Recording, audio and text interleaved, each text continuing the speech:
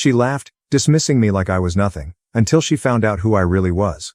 This $5 million deal was about to turn into a lesson she'd never forget. Ashley Davis refused to book my flight for a $5 million deal. With a smirk, she sneered, "Why bring the trash?" Amused, I chuckled. She had no idea. The client's CEO, my brother, Kyle Thompson. I simply smiled. "Good luck with the meeting. It's a $5 million deal today. Do you think I should carry the trash?" Her words left me momentarily speechless. Even through the phone, I could hear her giggling, completely entertained by her own cruelty. There was no reasoning with someone like her. As the call ended and the line went dead, it became painfully clear, this had been her plan all along. But what Ashley didn't realize was the one thing that truly mattered. My brother was the CEO of the client company.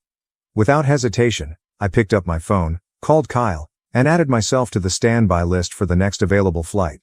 I had tolerated her petty harassment for months, but this was the last straw. It was time for Ashley to face reality. I'm Mary Walters, a sales representative at a trade company. My sales proposals are highly valued, and I consistently rank as the top performer thanks to my positive attitude, sharp communication skills, and deep product knowledge. Within the company, I've earned a reputation as the ace of the sales department. But my journey here wasn't easy. When I first joined straight out of high school, I made more than my fair share of mistakes. My lack of product expertise led to frustrated clients and failed negotiations. Back then, I believed that tact and charm alone could land deals. I didn't see the need for further education. I jumped straight into the workforce, convinced I could succeed on wit alone. Growing up, I was constantly compared to my brilliant older brother, Kyle Thompson. No matter how hard I studied, I could never match his academic success. Whenever my parents praised him, it felt like a silent evaluation of my own failures. I worked tirelessly, studying every day, attending cram school, working with tutors. Playtime was a foreign concept. Yet, when I finally took the SATs, my score barely scraped past 600, while Kyle effortlessly scored close to 1,600 and secured admission to an elite university. No matter how hard I tried, I was never enough. I couldn't meet my parents' expectations. That realization crushed me. I began to resent studying, despising the hopeless cycle of effort without reward.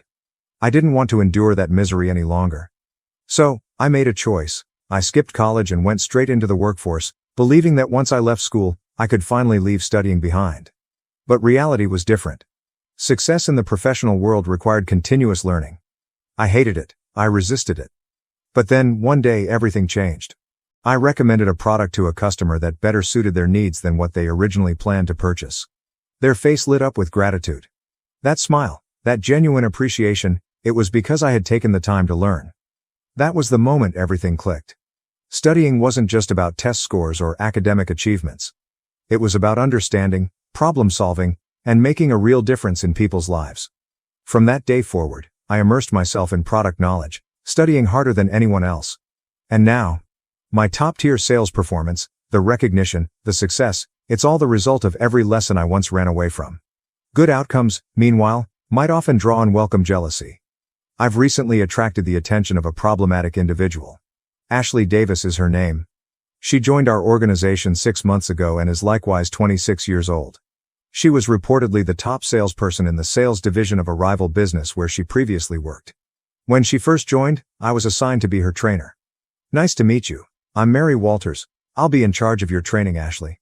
Feel free to ask me anything." "Really? You're my trainer? You seem kind of unreliable. Are you sure this is okay?" Ashley said, looking clearly dissatisfied. She seemed very confident in her abilities, almost mocking me as she looked at my face. Thinking back, I realized I had disliked Ashley from this very first encounter. But work is work. Since I was assigned to train her, I had to do it properly, so I thought I was teaching her everything carefully and seriously, even including a thank you note with a shipment. "Mary, are you really using such an inefficient method? Unbelievable. This product is more popular than that one, so it's better.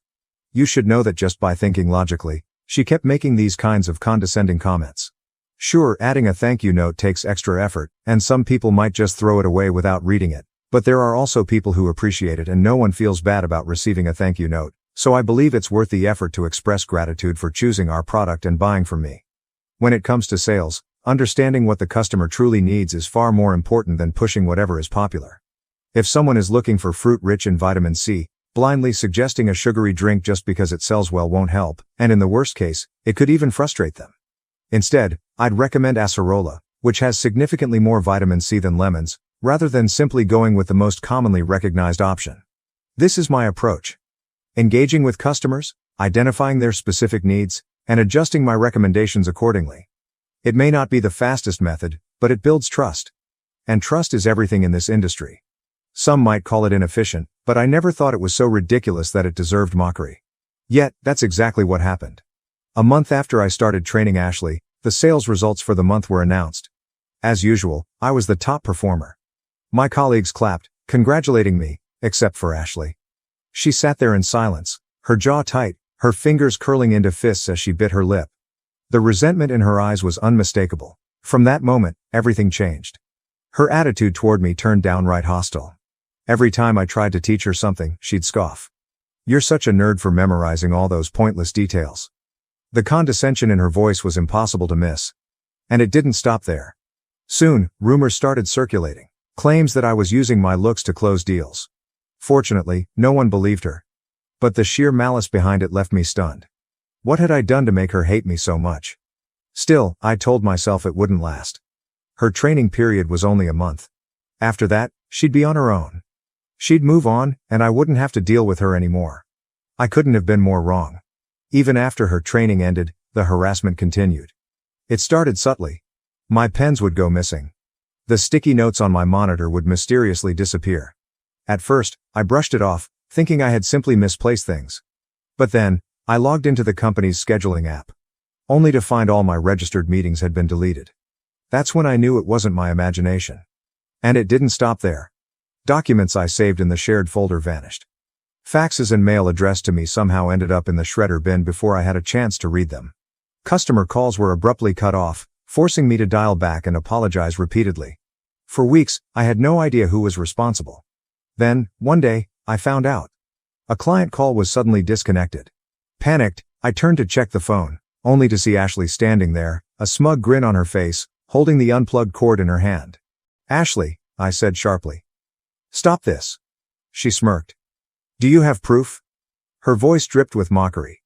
Proof that I did it? I had just seen her do it with my own eyes. But proof? Cold, undeniable proof? I had nothing. She laughed at my silence. "See? Nothing. Just because you're good at sales doesn't mean you get to act superior. For all the trouble you've caused me, I think this should even things out." Before I could react, she reached into my bag, the one sitting right beside my desk. My stomach dropped. I watched in shock as she casually pulled out my wallet, flipped it open, and plucked out 5 $20 bills. Then, with an infuriating grin, she tossed the wallet back to me. "Thanks for the bonus," she said, her tone dripping with mockery. "Keep this up, and you can accuse me all you want." Then, laughing loudly, she strolled away, leaving me frozen in disbelief. I had reached my limit. I went straight to Mr. Thompson, our department head, expecting him to put an end to this. But without concrete proof, his hands were tied. Even if I had evidence, unless there was explicit malicious intent, it would be brushed off as a simple mistake. Still, he gave Ashley a formal warning. I should have known it would only make things worse. From that moment on, she doubled down. My schedules continued to be erased. My documents kept disappearing. The time I wasted redoing work kept piling up, forcing me into endless overtime just to keep up. Phone calls were another battle. To prevent her from cutting them off, I instructed clients to email me for non-urgent matters and only call for critical discussions. It was inconvenient, but better than having conversations abruptly disconnected. Mail and faxes? I resorted to checking the shredder bin multiple times a day. It was ridiculous, but I couldn't afford to miss an important document. Losing a customer's trust takes seconds. Earning it back takes months. Ashley never seemed to understand that. From then on, she harassed me almost daily. No matter how many times I registered my schedule, it would be deleted, and documents I created would disappear from the shared folder.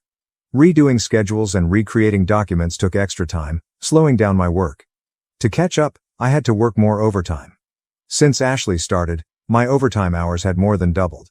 To avoid issues with phone calls, I told customers to email for non-urgent matters and to call me for urgent or important issues, citing problems with the office phone line.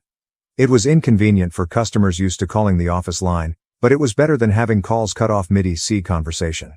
For mail and faxes that ended up in the shredder bin, I had to check the bin several times a day. It was a waste of time, but losing a customer's trust by not receiving something they sent would take far more time to fix. Building trust is hard, but losing it takes just a moment. Ashley didn't seem to understand that. I've endured Ashley's harassment for the past 5 months, but finally something decisive happened. It was just a few days ago. I was chosen as the main contact for a major corporation that inquired about our products. This company is one of the leading medical device manufacturers in the country with a top market share in the industry. If we secured a contract, it would be worth $5 million. Not only would I achieve this quarter's sales target, but it's also certain I'll be on the promotion track. Since it's such a big account, I'll have support as well. I was planning to choose a colleague I get along with, but Ashley volunteered. Her extreme enthusiasm and self-promotion convinced Mr. Thompson to assign her as my support. I didn't think I could work well with Ashley, but it's work. I thought we'd both act professionally and manage to cooperate, at least on the surface. However, she didn't provide any support.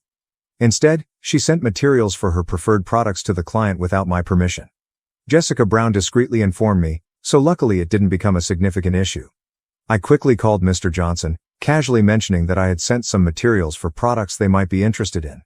I briefly explained the differences between the product Ashley sent and the one they inquired about, and in the process, I identified the client's needs. I then arranged a detailed discussion. Thanks to Jessica, Ashley's premature actions didn't cause major problems, and Mr. Johnson was receptive. On the appointment day, I introduced the products they inquired about and, based on our prior conversation, recommended other suitable products. During the discussion, I identified more of the client's latent needs and recommended products that better match their desires. This is my usual sales approach. Fortunately, the client appreciated my style, enjoying the detailed pros and cons of various products and finding the best fit for their company. We narrowed it down to 3 final candidates and agreed they'd consult with higher-ups 2 days later. Mr. Johnson informed me they decided to order one of the products. After discussing quantities and terms, I prepared a quote and sent it to them. The quote amount was $5 million. Ashley was wide-eyed when she heard the news. Wow, that's a huge deal. I guess they went with the product I sent the materials for, right? Let me see the quote. She smirked and snatched away the estimate I had created, her smile freezing as she read it. That's only natural, I thought. The chosen product wasn't the one she had sent materials for. In fact, it wasn't even among the final 3 candidates. The product she promoted didn't quite meet the client's needs. It was like asking for a red vegetable and getting an orange bell pepper. Close, but not what they wanted. She sent them the materials about that kind of product. Looks like it didn't quite match their needs this time, Ashley. Could you book our flights? We're scheduled for a direct meeting with a client in 2 weeks. Let's go together, I suggested. Ashley immediately broke into a grin. For a moment, I let myself believe she had finally calmed down, that maybe this exhausting feud was over. I felt relieved. I shouldn't have. The day of the meeting arrived, and I was left stranded at the airport. The meeting was scheduled for 1 p.m., a 3-hour trip each way. I had planned to meet Ashley directly at the airport instead of heading to the office first. She was the one holding my ticket. Departure time was an hour away, but Ashley was nowhere to be found. 10 minutes passed. Then 15. I called her. No answer. I called again. And again. Nothing. At first, I worried. Had something happened to her? But as much as I was concerned for Ashley, I was also running out of time. I approached the airline counter, explained the situation, and asked if I could board the flight on my own. That was when I learned the truth. There was no ticket under my name. Only Ashley's. My stomach dropped. With trembling fingers, I called her again. This time, she finally picked up. Sorry, I was busy with the boarding process and couldn't answer, she said casually, as if she hadn't just stranded me before a multi-million-dollar meeting. I didn't waste time. Ashley, the airline says there's no reservation under my name. What's going on? My voice was tight, laced with disbelief and anger. She laughed, not nervously, not out of guilt, but with genuine amusement. Today is a $5 million deal, she said, her voice light, teasing. Should I bring the trash along? For a moment, my mind went blank. Then, before I could say another word, the line went dead. She had turned off her phone. She planned this. From the very beginning. But there was something Ashley didn't know, something that was about to change everything. The CEO of the client company was my brother, Kyle Thompson. I immediately put myself on the standby list for the next available flight and called Kyle. I had tolerated Ashley's petty, juvenile harassment for months, but this was the final straw. It was time for her to face reality. Unfortunately, both the next flight and the one after that were fully booked. I was stuck at the airport. Then, at exactly 1 p.m., the scheduled time of the meeting, my phone rang. The caller ID read G. So soon, I had expected this to take longer. Suppressing a chuckle, I answered. Hello? A voice, panicked. Where are you? I smiled to myself. At the airport. You should know exactly where I am.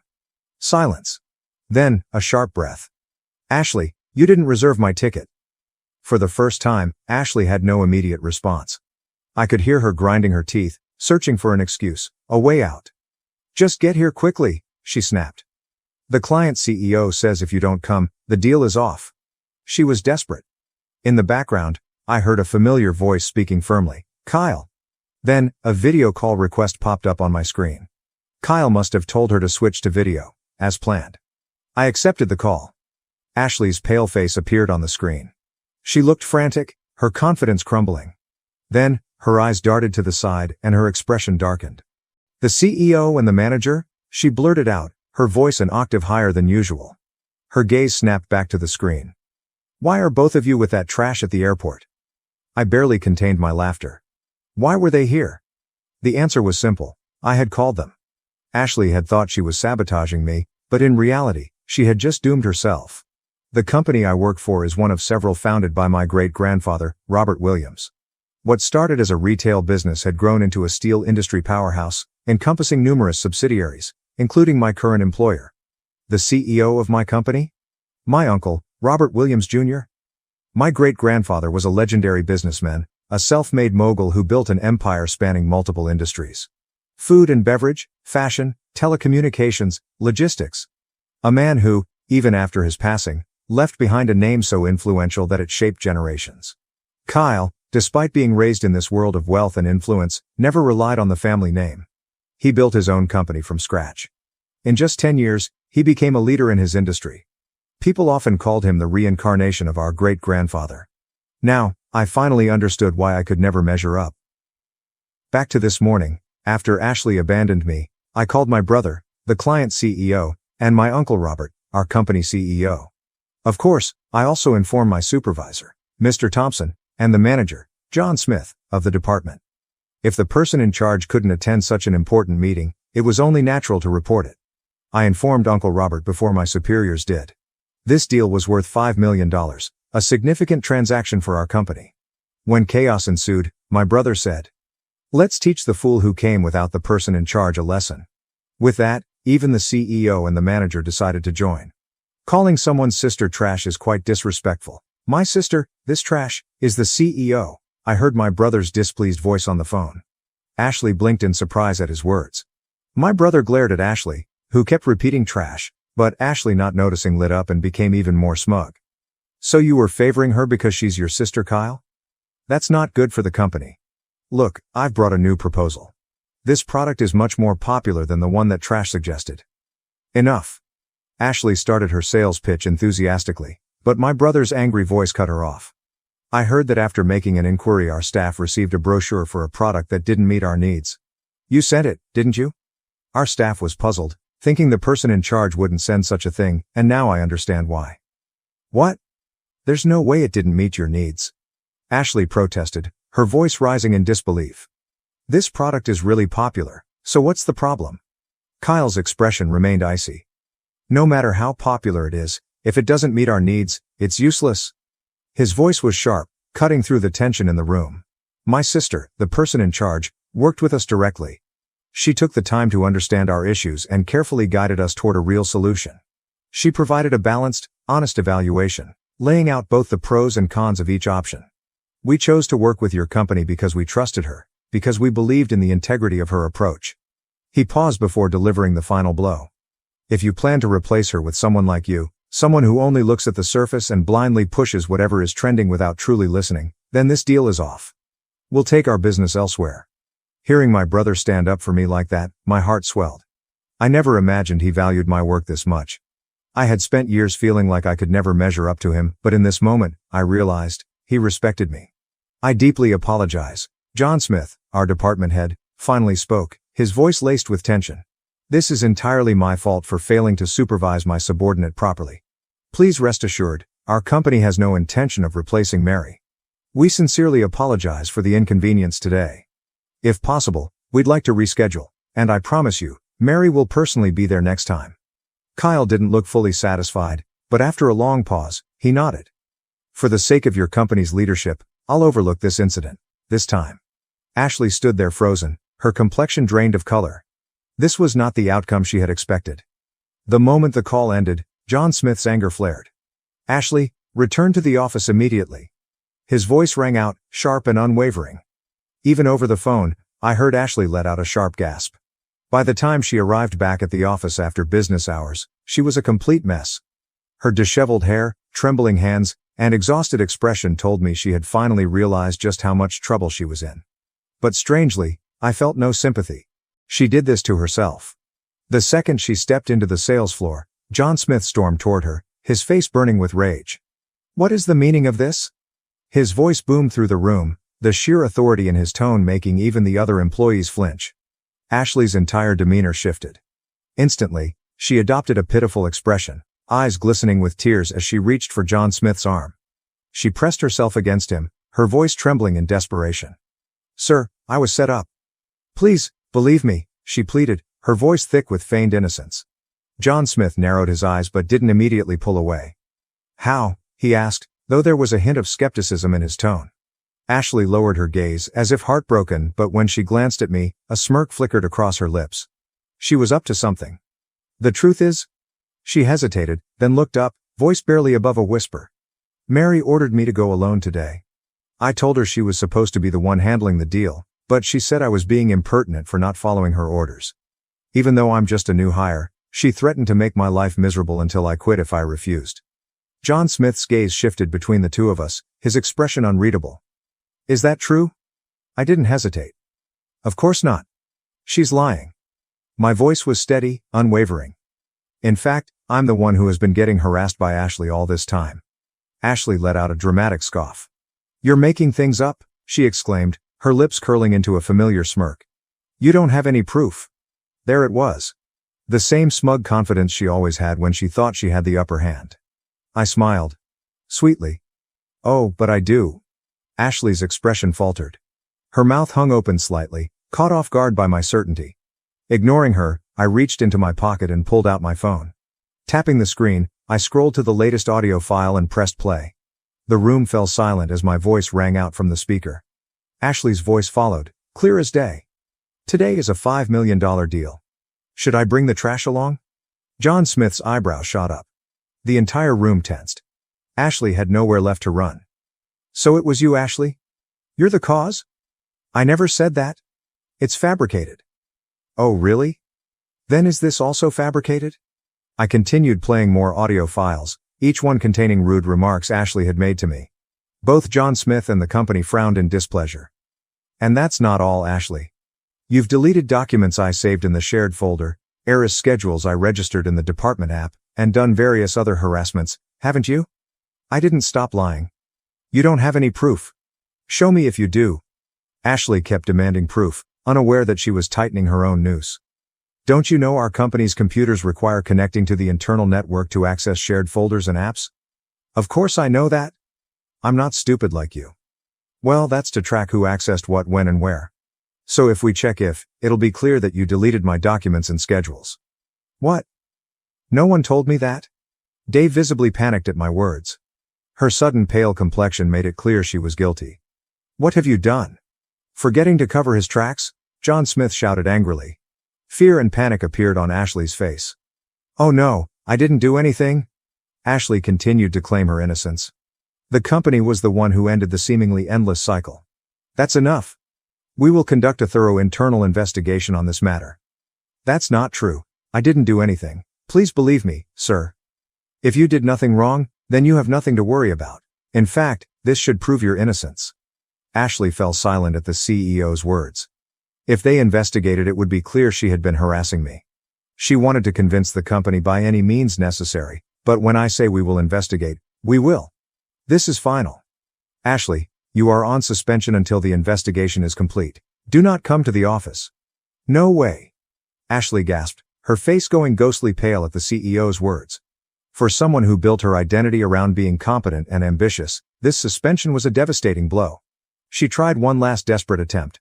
Turning on the charm, using smooth talk, even clinging to the Southeast manager as if he were her lifeline. But the decision had already been made. No amount of persuasion would change it. The next day, despite her suspension, Ashley had the audacity to show up at the office. The moment the supervisor spotted her, he immediately intervened. Ashley, go home, now. His tone was firm, leaving no room for argument. John Smith was informed, and when he arrived and saw her there, his fury was unmistakable. Did I not make myself clear? His voice thundered through the office. If you don't stay home, you're fired. That time, Ashley didn't argue. She left in tears. After that, the workplace finally returned to normal. It felt like a weight had been lifted, as if Ashley's presence had cast a shadow over everything. With her gone, I could focus on my work without interruptions, and for the first time in months, I felt at peace. I thought that was the end of it. I was wrong. That evening, I was summoned to Uncle Robert's office. His face was serious, his expression unreadable. John Smith was already there, looking grim as he stared at the computer screen. Uncle Robert gestured for me to come closer. Look at this. I stepped forward and felt my stomach drop. The screen displayed a video call in progress. Kyle was on one side. On the other? Ashley? I barely had time to process the shock before Kyle's voice came through. Mary, she says you sent her to see me. Is that true? My head snapped up. What?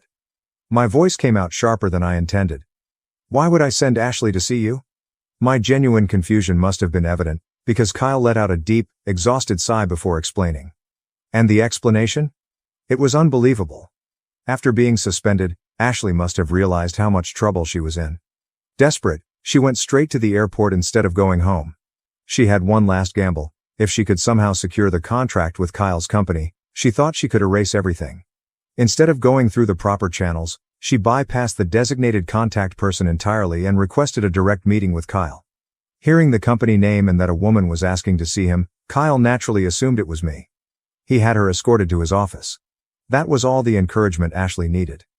Believing she had a chance, she launched into an aggressive sales pitch, pushing the exact same product Kyle had already rejected the previous day. She refused to take no for an answer, stubbornly insisting that he reconsider. And then she crossed the line. When Kyle firmly told her there was nothing more to discuss, she did something unthinkable. She clung to his arm, pressing herself against him, clearly misunderstanding the situation. That was the last straw. Kyle's patience snapped. Are you mocking me? His voice was sharp, seething with barely contained anger. He immediately called Uncle Robert to complain.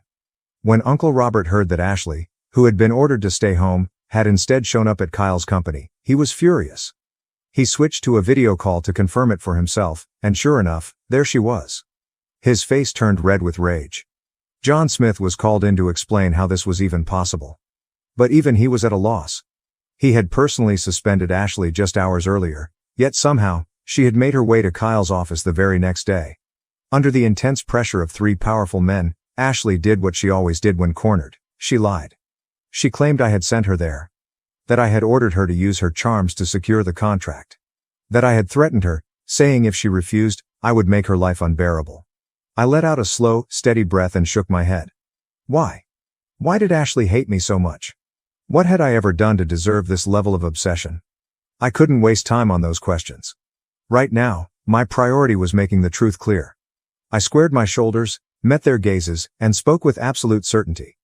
I understand the situation, but her claims are completely false. My voice was calm but firm. In fact, just yesterday, it was agreed that we would be forgiven for Ashley's outburst as a one-time courtesy out of respect for John Smith and the company. Even if an apology visit was needed, there is absolutely no way I would send the very person responsible for the issue to handle it alone. That would be absurd. I let my words settle for a moment before continuing. More importantly, I added, forcing someone to secure a contract through inappropriate means benefits neither myself nor our company. It would be nothing but a liability. Ashley's actions were reckless and self-serving, and they had nothing to do with me. Uncle Robert's expression darkened. Ashley had just made the biggest mistake of her career. That's true, however, given the repeated disrespect, I cannot simply let this go. My brother's words made John Smith and me all nod in agreement.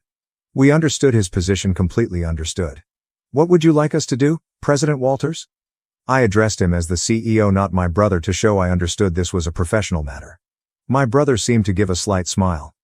Our company cannot continue business with an individual who has repeatedly caused issues, doesn't understand the problem, and shifts blame to others. Such a person is untrustworthy, both professionally and personally. Are you asking us to fire Ashley? When I asked for clarification, my brother nodded slightly. Wait, please. Anything but that. Ashley, who had been silent, suddenly cut in. Realizing she couldn't let this happen, she's audacious to delegate everything up to this point. Her face had turned to ashen. I was wrong. I apologize. I won't call you trash or mock you again. I won't delete your files or schedules, daily shred your mail and faxes before you see them, or unplug the phone while you're on a call. Please help me. You too, brother, right? Ask him to forgive me for your family's sake. That's selfish. Please continue. Why did she think I would help her after everything she had done? I felt only disdain, not sympathy. So I responded clearly. No, even if I convinced him it wouldn't matter. My brother doesn't have the authority to decide. Staffing here, the Uncle Robert did hold that authority, so perhaps the family plea might work, but I chose not to mention that on the screen. Ashley crumpled to the floor. Seeing her face full of despair gave me a small sense of satisfaction. Ashley was picked up by John Smith that same day. Uncle Robert decided that she might cause more trouble if left alone, even after being told to go home. The next day, Ashley was terminated immediately, even before her probation period ended.